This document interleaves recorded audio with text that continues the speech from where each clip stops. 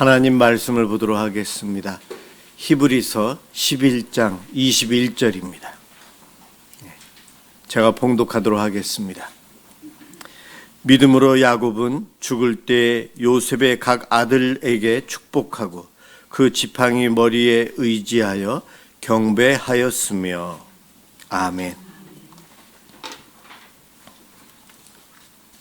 야곱의 아름다운 인생, 이란 제목인데, 이 야곱은 사실 그의 인생의 한 부분씩을 살펴보면 성경에 왜 올라와 있나 할 정도로 부끄럽고, 또 우리가 봐도 우리는 나는 이러지는 않았을 텐데 할 정도의 잘못을 많이 저지른 그러한 야곱이에요. 그런데 히브리서 11장 믿음의 선진에 대한 이름이 쭉 나열이 되어 있는데 그 중에 야곱이 언급이 되고 있고, 오늘 본문에 보면 그를 칭찬하고 있고, 그가 참 아름다운 인생을 살았다. 그의 인생에 그가 죽을 때에 축복을 하며 또한 경배하며 예배하며 살았다. 그는 그의 일생을 축복 기도하는 자요 하나님을 기도와 예배하는 자다. 오늘 경배라는 단어는 기도, 예배 이렇게 해석이 될 수 있어요. 그렇게 평가를 하고 있네요. 이제 신앙생활 얼마 안 한 아이의 엄마가 아이와 함께 유튜브에 갔다가 유튜브에서 팥죽 사건에 대한 설교, 또한 그가 아버지를 속이고 엄마와 함께 해서 축복 기도를 받는 그 설교를 들으면서 그 전도사님의 설교가 영적인 복을 받기 위해서 노력하는 야곱에 대한 칭찬에 대한 설교를 한 거예요. 그 설교를 듣고 나온 그 어머니는 불편한 거예요. 마음이 불편해요. 자기는 장자도 아닌데 팥죽 한 그릇으로 장자권을, 좀 배고파서 힘들어하는 형의 그 약점을 이용해서 비겁하게 장자권을 사고, 또 눈먼 아버지를 속여서 형인 양 털도 없는데 털이 있는 것처럼 해서 속여서 몇 번의 거짓말을 통해 형이 받아야 될 축복 기도를 대신 받아요. 그 설교를 들으면서 칭찬을 하는 설교를 듣고 나니 마음이 굉장히 불편해요. 이 어린아이의 엄마는 사실 이러한 상처가 있는 사람이에요. 형제간에 부모님의 재산, 유산으로 물려주는 것 때문에 싸움이 있었거든요.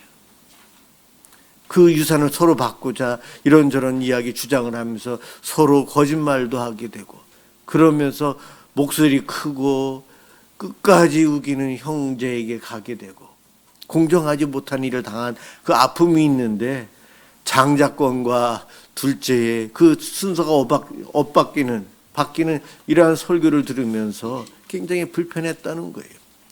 여러분, 성경을 읽으면서 우리도 이러한 불편함을 느낄 때가 많지 않습니까? 사실 성경에 나와 있는 모든 사람에 대한 이야기는 그 사람 대신 나를 집어넣어야 돼요. 나를. 주님이 칭찬하시는 사람에게도 내가 들어가야 되고, 주님이 야단치거나 죄를 짓고 있는 사람이 내가 돼야 돼요. 그런데 우리는 참 교만해서요, 내가 심판자의 자리로 올라가서 남을 정죄하는 자리에 늘 가고자 해요. 그러다 보니 야곱의 일생, 그의 인생을 전체를 보면은 오늘 히브리서 기자는 그를 칭찬하고 찬양하면서 끝내고 있는데, 우리는 야곱의 일생을 살면서 그가 팥죽을 몇 살에 팔았는지 모르겠어요. 어쨌든 그가 축복기도 받고 도망쳤을 때 나이가 70에서 77세, 147년을 살았기 때문에 그의 인생의 반 정도 된 거예요. 그때 그는 도망가면서 베델에서 하나님을 만났던 그러한 이가 바로 야곱이에요. 바단 아람에서 20년을 살고 돌아올 때에 97세 정도에서 야복강에서 천사와 씨름하면서 하나님을 만났죠. 그때에 일평생 사기치고 거짓말하고 복받기 위해서 수단과 방법을 가리지 않으면서 아버지와 형을 속이고 외삼촌과의 기싸움을 하면서 서로 속이고 속이면서 그러다 보니 자기도 속임 당해서 두 번의 결혼을 하게 되고 그 두 번의 결혼으로 인해서 집안에 풍지박산처럼 싸움과 갈등이 일어나고 그런 아픔이 있게끔 한 삶을 거의 나이 100살 될 때까지 살았어요. 97세에 형 다시 고향으로 돌아오는 길에 야복강에서 천사와 씨름할 때 하나님께서 이름을 바꿔라. 이제는 더 이상 속이는 자가 아니다. 그때 하나님으로부터 사실은 정죄를 받아요. 그가 이 엉치뼈 다리 어느 부분 천사로부터 가격을 당해서 골절되었어요. 그래서 항상 절면서 평생 삽니다. 그가 지은 죄를 생각하면 멸망당하고 죽어야 돼요. 그런데 하나님의 심판은 솜방망이 심판이었어요. 고작 밤새도록 씨름하고 힘쓰게끔 하고 다리 절면서 살게끔 그 아픔만 주면서 그것이 가시가 되게 하면서 하나님의 은혜를 늘 기억하고 살도록 해요. 야곱이 거기서 알았어요. 내가 죄인인데 하나님을 보고도 살았네. 그래서 그곳의 이름을 브니엘이라고 했죠. 하나님의 심판을 받으면 진작 죽었어야 될 이가 야곱이었고 저였고 여러분이었어요. 우리예요. 그런데 우리는 심판자의 자리에서 야곱을 정죄하고 싶어 할 뿐이에요. 내가 그렇게 살았는데. 아니라고요? 신앙생활하면서 교회 다니면서 복받기 위해서 내가 한 노력 중에 양보하면서 이웃과 함께하면서 선하게 하면서 복받으려고 했는지 이기적으로 내가 먼저 내가 제일 많이 하면서 내가 먼저 앞자리에서 내 자리는 늘 지켜야 돼 하면서 이기적으로 신앙생활하면서 복받으려고 한 것이 더 많은 거예요. 사실 점검해 보면 야곱처럼 아버지와 형을 속여서 축복기도 받으려고 하는 이가 누구냐? 오늘날 예수 믿는 우리라는 거예요. 우리예요. 그런 우리를 솜방망이 처벌을 했기 때문에 숨쉬고 오늘도 여기 와서 하나님께 찬양을 하고 있어요. 하나님께서 지금 나를 보시면 얼마나 더럽겠어요. 죄에 물들어 있고 버러지 같은 인생인데 그런데 하나님은 나를 사랑하시고 오늘도 자격 없는 나를 바라보시면서 사랑을 붓고 위로해 주시고 격려해 주시는 분이 우리 하나님이십니다. 한강 다리를 건너거나 양평 갔다가 저녁 때쯤 오다 보면 석양이 보여요. 석양이 정말 아름답고 예쁘다는 거 봅니다. 그것을 보면서 우리는 아름답고 좋네, 분위기 있는 밤이네 하고 끝나나요? 지난주에 설교처럼 성경을 많이 읽고 말씀을 배우고 우리의 영이 주님을 닮아간 이들은 창조주 하나님을 찬양하면서 찬양이 나올 거예요. 우리 하나님이 창조하신 세상은 이렇게 아름다워요. 그것처럼 석양처럼 우리의 인생도 석양이 있는데 죽는 날이 있어요. 날 창조하셨는데 처음에는 정말 깨끗하게 창조해 주셨는데 우리는 주를 배반하고 죄를 짓고 야곱처럼 살아요. 오늘 338장 조금 이따 찬양할 텐데 조금 전에도 찬양한 내용들이 다 그런 내용들인데 내 평생 내 일생 다 가도록 오직 주님만을 사랑하고 주님만을 섬기며 주를 사랑하며 살겠습니다. 인생의 처음부터 끝까지 그러한 삶을 살면 최고로 축복받은 이고 최고 좋은 인생이에요. 그런데 많은 사람들이 야곱처럼 예수 믿는다고 하면서 죄를 지으며 살아요. 솔로몬이 그랬잖아요. 다윗도 그렇잖아요. 아브라함도 그렇잖아요. 그의 인생의 한 부분을 보면 죄, 심판받아야 하고 죽어야 될 이들이에요. 죄 지은 자, 거짓말한 자, 주를 배반한 자요. 남에게 상처 주고 아픔을 주고 남의 것을 대신 빼앗아가고 내가 복받았다고 하나님께 찬양하고 감사하면서 있는 이가 바로 나거든요. 내 삶을 조금씩 볼 때마다 부끄러운 것들로 가득 차 있어요. 야곱의 삶이 부분적으로 보면 다 그와 같은 사기치는 자요, 거짓말하는 자요. 그는 태중에서부터 형과 싸웠고 그의 발꿈치를 붙잡고 태어났고 장자권을 사고 몰래 축복기도 받고,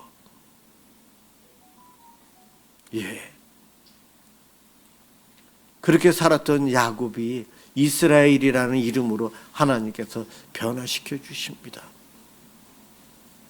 오늘 본문은 바로 그와 같은 야곱을 이야기하고 있어요.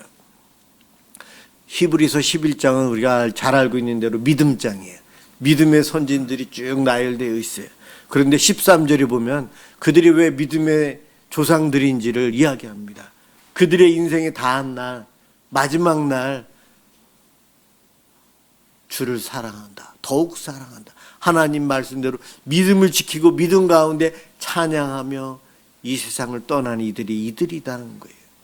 인생 마지막 황혼, 서양이 아름답듯이 그들의 삶은 모두가 다 공통점이 죽는 그 순간이 아름다운 인생이었어요. 믿음으로 승리한 사람이었어요. 야곱은 그의 평생 100살 거의까지는 죄짓고 악을 행하며 살았지만 그 이후로는 더욱 사랑, 더 사랑, 하나님과 함께하는 삶, 주님을 닮아가는 삶, 남을 축복하는 삶. 성경에 여러 사람들의 이름을 언급하면서 축복하는 사람 누가 있을까? 오늘 이 야곱이 47장, 창세기 47장, 48장, 49장에 야곱은 축복의 사람임을, 축복 기도하는 사람이에요. 축복이라는 말은 복을 빈다는 단어죠. 47장에 보면 8절인가요? 바로 왕 앞에 가서 바로 왕을 축복해요. 하나님 이름으로. 가난하고 먹을 것이 없어서 애굽으로 온 90, 나이, 그렇죠? 나이 많은, 그때 나이가 몇 살이었는지 생각이 안 나네요. 하여튼 나이 많은 130의 나이에 바로 앞에 서 있는 그 할아버지가 한 애굽의 왕을 놓고 대신 축복을 받아야 될 것 같은 그가 그 왕을 축복해요. 그때부터 축복하는 내용이 나오고 48장에 가면 오늘 히브리서 읽은 이 21절에 나오는 요셉의 아들들에게 축복기도 합니다. 에브라임과 므낫세에게 팔을 이렇게 해서 교차해서 둘째에게 장자의 축복을 해주고 그렇게 합니다. 그래서 에브라임이 그 복을 받고 므낫세도 복을 받아요. 그러나 에브라임은 이스라엘, 남북 이스라엘 할 때 북이스라엘을 통칭할 때 에브라임이라고 불러요. 에브라임. 다윗이 통일한 다음에 에브라임에 대한 이야기가 작아지면서 장자권이 유다 지파로 와서 이스라엘은 유다 지파를 통한 복을 받는, 그렇게 흘러가요. 바로 야곱이 창세기 48장에 축복 기도합니다. 그리고 49장에는 야곱이 다른 아들들에게 축복 기도해요. 축복하는 기도 내용이, 야곱의 두 아들들에게 하는 내용이 성경에 보면 믿음에 대한 아브라함의 하나님, 이삭의 하나님께서 너의 하나님이 된다. 아브라함의 하나님, 이삭의 하나님, 내 조상, 너의 할아버지서부터 대대로 믿어오고 축복해 주신 그 하나님을 너가 믿고 그 복을 받으며 살아야 돼. 이것을 첫 번째 축복기도 합니다. 그리고 두 번째는 번성하라. 번성할 것을. 그래서 에브라임이 그렇게 번성한 거예요. 그리고 나중에 그 장자권이 유다로 넘어가서 유다를 통한 메시아의 오심과 이스라엘이라는 나라가 하나님 나라의 모형으로 쓰임 받습니다. 축복을 하되 저와 여러분도 이렇게 축복하는 자가 되어야 돼요. 특히 여기 보면 영적인 복을 먼저 이야기하고 번성의 복을 두 번째로 이야기했는데, 영적인 복과 물질적인 복이 둘 다 중요해요. 우리 다 알잖아요. 다 중요해요.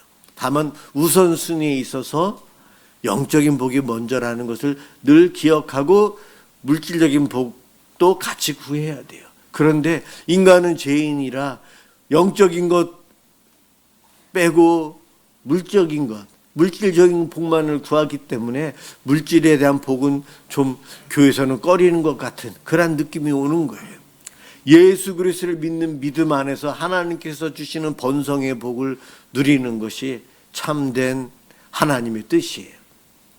그런데 우리는 하나님, 예수님 없이 물질적인 복만을 구하기 때문에 문제죠.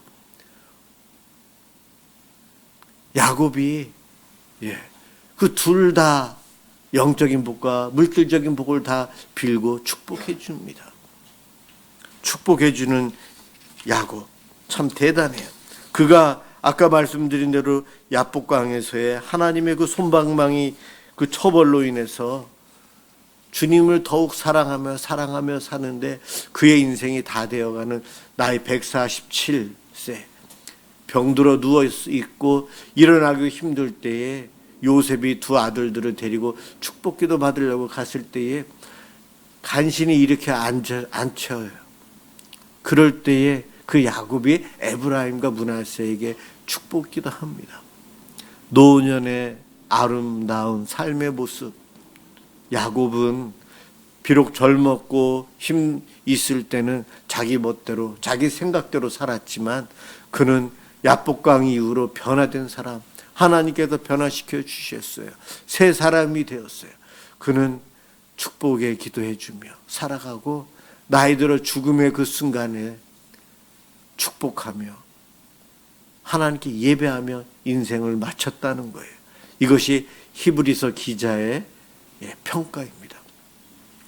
히브리서 11장 이 믿음의 선진들에 대해서 특히 인생의 마무리에 이렇게 아름답게 믿음을 지키며 천국으로 갔다라는 것을 이야기해 주는 이유가 히브리서가 쓰여졌을 때에 예수 믿는 것이 어려웠어요. 처음에는 그들이 희생을 감내하면서 함께 모여 예배드리고 믿음의 공동체를 세워갑니다. 그런데 환난이 심하게 오고 고난이 계속되자 사람들이 한 사람 두 사람 모임에서 빠지기 시작합니다. 한 번, 두 번 빠지더니 계속 안 오게 돼요. 히브리서 11장 24절인가요?